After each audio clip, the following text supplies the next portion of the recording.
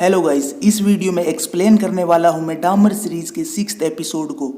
Episode 5 recap. Jeff ने club से लड़कों को अपनी दादी के घर लाना शुरू कर दिया था। घर आने के बाद वो उन्हें नशा देकर बेहोश कर देता और उनको अपने हिसाब से यूज करता। जेफ ने अपनी दादी के घर 3 लोगों को मारा था। बाद में एक लड़के को मोलेस्ट करने के जुर्म में जेफ को गिरफ्तार किया जाता है और उसे जेल में 1 साल की सजा दी जाती है। अब आगे एपिसोड 6। तो एपिसोड की शुरुआत होती है 1960 के दौर से। मिल्वॉकी शहर में हायूज परिवार के घर पर एक नया मेहमान आता है। शेरली नाम की औरत का वो बच्चा देखने में बहुत खूबसूरत होता है। वो उस बच्चे का नाम टोनी रख देते हैं। फिर कुछ समय बाद वो डॉक्टर के पास जाकर ये कहते हैं कि जब हम टोनी को बुलाते हैं तो वो जवाब ही नहीं देता। तो डॉक्टर ये कहते हैं कि जब टोनी का निमोनिया का इलाज हुआ था तो क्या आपके डॉक्टर ने उसे एंटीबायोटिक दी थी?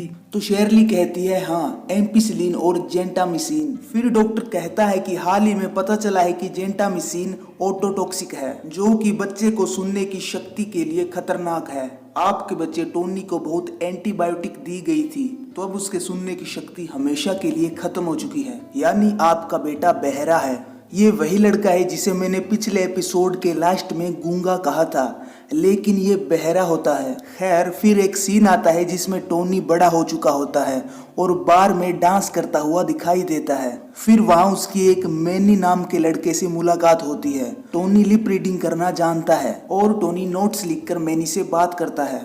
बाद में एक सीन आता है जिसमें टोनी अपने 2 बहरे दोस्तों के साथ साइन लैंग्वेज में बात करता हुआ नजर आता है। वो अपनी आपस की कुछ नॉर्मल बात कर रहे होते हैं। फिर टोनी अपने घर चला जाता है और वहाँ वो अपने परिवार के साथ डिनर करने लग जाता है। फिर टोनी का दोस्त उसके घर आता है और कहता है कि रिको का खून हो चुका है। पुलिस वालों को हाईवे 45 के पास उसकी लाश मिली है। फिर एक सीन आता है जिसमें टोनी की माँ शेरली उससे कहती है कि मुझे पता है तुम अपने दोस्त के मर जाने पर बहुत दुखी हो और इसके लिए तुम हमसे दूर जा रहे हो। तो टोनी कहता है मैं बाहर जाकर अपने सपने पूरे करना चाहता हूँ। रिको की मौत ने मुझे ये बता दिया है कि क्या पता जिंदगी में कब क्या हो जाए। मैं अब आपका छोटा बच्चा नहीं रहा, मैं बड़ा हो चुका हूँ और अब मैं आत्मनिर्भर बन सकता हूँ। फिर उसकी माँ पूछती है कि तुम मेडिसन क्यों जाना चाहते हो?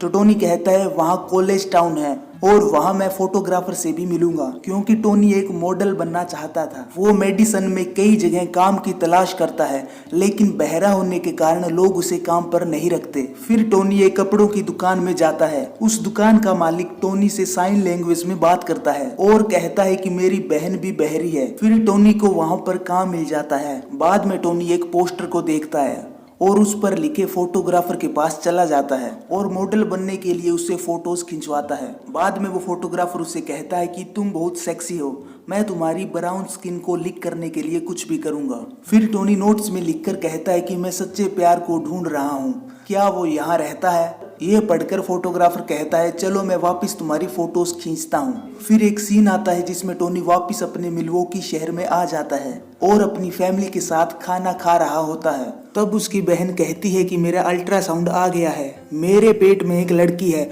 और मैं उसका नाम भी टोनी रखना चाहती हूँ। तो ये सुनकर टोनी खुश हो जाता है। बाद में टोनी अपने दोस्त के साथ क्लब में जाता है। उन्हें सुनाई नहीं देता, फिर भी वो वहाँ पर खुलकर डांस करते हैं। वहाँ टोनी की मुलाकात जेफ से होती है। वो दोनों नोट्स पर लिखकर एक दूसरे से बात करते हैं। फिर वो दोनों अच्छे दोस्त बन जाते हैं। टोनी जेफ को वहाँ भी लेके जाता है जहाँ वो मॉडल बनने के लिए फोटोज खिंचवाता है। फिर टोनी साइन लैंग्वेज के जरिए फोटोग्राफर से कहता है कि तुम रहने दो, अब जेफ मेरी फोटो खींचेगा। फिर वो खाना खाते हुए नोट्स के जरिए एक दूसरे से बात करते हैं। फिर एक सीन आता है जिसमें जेफ के पापा और उसकी सौतेली माँ जेफ से मिलने आते हैं। तब जेफ कहता है कि मैं बदल गया हूँ, अब मैं अकेले में शराब नहीं पीता, लेकिन कभी कभी बियर पी लेता हूँ। मुझे काम पर प्रमोशन मिल चुका है और मेरा एक दोस्त भी बन गया है। ये सब सुनकर जेफ के पापा बहुत खुश हो जाते हैं। फिर बाद में जेफ टोनी को अपने घर ले आता है और उसे ड्रिंक्स देता है, लेकिन अब की बार वो उसमें ड्रग नहीं मिलाता। शायद वो टोनी से प्यार करने लग गया था। फिर वो दोनों इन्फिनिटी लैंड नाम का गेम खेलते हैं जिसको जेफ ने बचपन में बनाया था। फिर वो दोनों सो जाते हैं। अगले दिन टोनी जेफ से कहता है ठीक है, अब मैं यहाँ से चलता हूँ, अब हम अगले हफ्ते मिलेंगे। फिर जेफ हथौड़ा लेकर उसे मारने आता है लेकिन रुक जाता है। बाद में टोनी जेफ से गले मिलकर वहां से चला जाता है, लेकिन टोनी की एक चीज जेफ के घर रह जाती है। जब टोनी जेफ के घर वापस आता है तो अब की बार जेफ उसे मार देता है। फिर टोनी की मॉम शेरली पुलिस के पास मिसिंग कंप्लेन लिखवाती है कि टोनी कहीं खो गया है। उसकी उम्र 31 साल की है और वो आखिरी बार मुझे 2 दिन पहले मिला था। मैंने मेडिसन में उसकी काम वाली जगह फोन भी किया था लेकिन वो वहां पर भी नहीं गया। और शेरली पुलिस को ये भी बताती है कि टोनी सुन नहीं सकता। फिर टोनी की माँ शेरली और उसकी बहन बारबरा शहर में टोनी के पोस्टर लगाना शुरू कर देती है। बाद में एक जगह पर शेरली कई लोगों से बात कर रही होती है कि पुलिस टोनी को नहीं ढूंढ रही, अब हमें ही कुछ करना होगा। फिर वहां पर खड़े लोग एक बक्से में टोनी के लिए रुपए डालना शुरू कर देते हैं और वहां जेफरी भी आता है।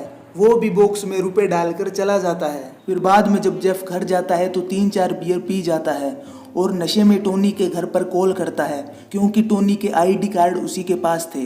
तब टोनी की बहन उसका फोन उठाती है तो जेफ कहता है कि टोनी को ढूंढना बंद कर दो, वो जा चुका है। फिर एक सीन आता है जिसमें टोनी की मम्मी खाना खाने के बाद उसे याद करती है। बाद में जेफ अपने घर पर टोनी के मांस का टुकड़ा फ्राई करता हुआ नजर आता है और बाद में उसे खाने लग जाता है और इसी के साथ 6th एपिसोड भी खत्म हो जाता है।